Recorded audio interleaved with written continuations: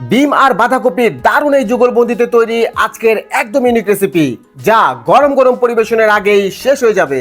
যারা বলে বাঁধাকপি খেতে বোরিং লাগে, তারা এই রেসিপি খেয়ে বলবে আরো দাও আরো দাও। ডিমের মিষ্টি হাসি, কাঁচামরিচের ঝাঁজ, ধনেপাতার ফ্রেশ গন্ধ আর তার সাথে পেঁয়াজ, টমেটো আর চাট মশলার পারফেক্ট কম্বোতে তৈরি এই রেসিপি একবার বানিয়ে খেলে আপনি হয়ে যাবেন শেফ অফ দি ইয়ার। এমন একটা রেসিপি যেটা বানাতে সহজ, খেতে অসাধারণ আর দেখতে একদম মাউথ ওয়াটারিং। তাই ভিডিওটি স্কিপ না করে পুরোটা দেখুন, বুঝুন আর চলে যান রসুই ঘরে, কারণ এই রেসিপি একবার হারিয়ে ফেললে আর খুঁজে পাবেন না। তাই দি ফ্রেশ ফ্লেভারের আজকের আয়োজন বাঁধাকপি দিয়ে ডিমের অমলেট। আসসালামু আলাইকুম, আমি মোহাম্মদ ফেরদৌস রহমান আছি আপনাদের সাথে, আর আপনারা আছেন দি ফ্রেশ ফ্লেভারে। Welcome to my channel. বাঁধাকপির ডানে আর বামের অংশ কেটে বাদ দিয়ে ঠিক মাঝ দিক থেকে একটু মোটা করে একটি স্লাইস বের করে নেব।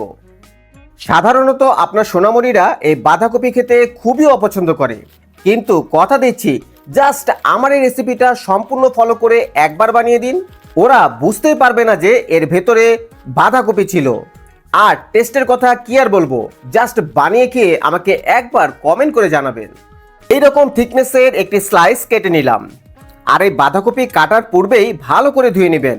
কাটার পরে এই স্লাইসে আর কোনো প্রকার পানি ব্যবহার করা যাবে না। এবার আসুন একে একে এই বাঁধাকপির সঙ্গী সাথীদের সাথে পরিচয় করিয়ে দিই। প্রথমে লাগছে 2টি পেঁয়াজ, তাই এই পেঁয়াজ দুটির ভারী কোট খুলে কিউব করে কেটে নেব। হালকা ঝাল না হলে কি হয় বলুন, তাই একটি সবুজ সবুজ কাঁচা লঙ্কা কুচি করে কেটে নেব। এর বেশি আবার দিতে যাবেন না যেন, তাহলে বাচ্চারা লাইকের পরিবর্তে ডিসলাইক করে দেবে, আর এর জন্য কিন্তু দি ফ্রেশ ফ্লেভার দায়ী নয়। এবার এক মুষ্টি পরিমাণ ধনিয়া পাতা নেব আর কুচি কুচি করে কেটে নেব। এই ধনিয়া পাতা দেওয়াতে এই রেসিপির স্বাদ প্রায় দ্বিগুণ হয়ে যাবে। এই শীত মৌসুমের সবচেয়ে সেরা সবজি টমেটো, একটি টমেটো কিউব করে কেটে নিচ্ছি। এই টকটক স্বাদ দাঁতের মাঝে পড়লে দারুণ লাগে। রেডি হয়ে গেল পেঁয়াজ, কাঁচা লঙ্কা, টমেটো, ধনিয়া পাতা, আর তার সাথে থাকবে 1 প্যাকেট ম্যাজিক মশলা। এবার নিলাম 2টি মুরগির ডিম এবং এদের মাথায় বাড়ি দিয়ে এর ভেতরের মণিমুক্তগুলো বের করে নিয়ে আসলাম। আর তার সাথে দিয়ে দিলাম স্বাদ মতো হিমালয় পিঙ্ক সল্ট। এবার খুব ভালো করে ফেটিয়ে নেব।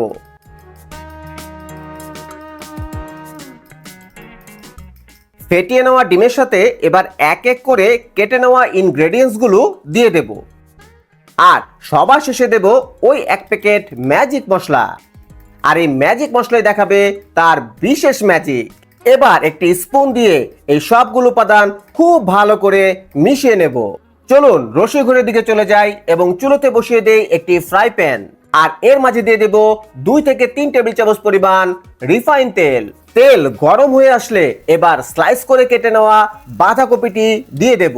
এখন চুলোর আঁচ মিডিয়াম টু লো এর মাঝামাঝি রেখে এই বাঁধাকপিটি একটু ভেজে নেব, এই জাস্ট একটু নরম হওয়া পর্যন্ত। যাই হোক, 1 থেকে 2 মিনিটের মতো উল্টে পাল্টে এই সবজিটি ভাজার পর ডিমের মিশ্রণটি এবার এই বাঁধাকপির উপরে সুন্দর করে ছড়িয়ে দেব। এখন আর কোনো প্রকার নাড়াচাড়া করা যাবে না। এই ডিম আর বাঁধাকপির নিচের দিকটা ভালো করে ভাজা হবার জন্য অপেক্ষা করব। খুব বেশি সময় লাগবে না, জাস্ট 1 থেকে 2 মিনিট রাখলেই হবে। এটা বানানোর সময় খুব দারুণ একটি অ্যারোমাতে সারা রসুই ঘর মৌ মৌ করছে। এবার একটি স্প্যাচুলার সাহায্যে এই ডিম ভাজার চারদিকের অংশ একটু একটু করে উঠিয়ে নেব। এরপর খুব সাবধানের সাথে উল্টে দেব, আর এইভাবেই অপর পাশও ভালোভাবে ভেজে নেব। এই নিন, মাত্র 5 থেকে 10 মিনিটের মধ্যেই তৈরি হয়ে গেল পুষ্টিগুণে সম্পূর্ণ বাঁধাকপি দিয়ে ডিমের অমলেট। এবার গরম গরম টমেটো সস দিয়ে পরিবেশন করুন। সকালে কিংবা বিকালের নাস্তার আড্ডা জমাতে এই রেসিপি একেবারেই পারফেক্ট। রেসিপিটি ভালো লাগলে লাইক, কমেন্ট ও সাবস্ক্রাইব করে পাশে থাকবেন। ফেসবুক পেজ থেকে দেখে থাকলে জাস্ট ফলো মি। তাহলে আজ যাচ্ছি, দেখা হবে নতুন কোনো রেসিপি নিয়ে। ততক্ষণ পর্যন্ত ভালো থাকুন, সুস্থ থাকুন, নিরাপদে থাকুন, আর দি ফ্রেশ ফ্লেভারের সাথে থাকুন। আল্লাহ হাফেজ।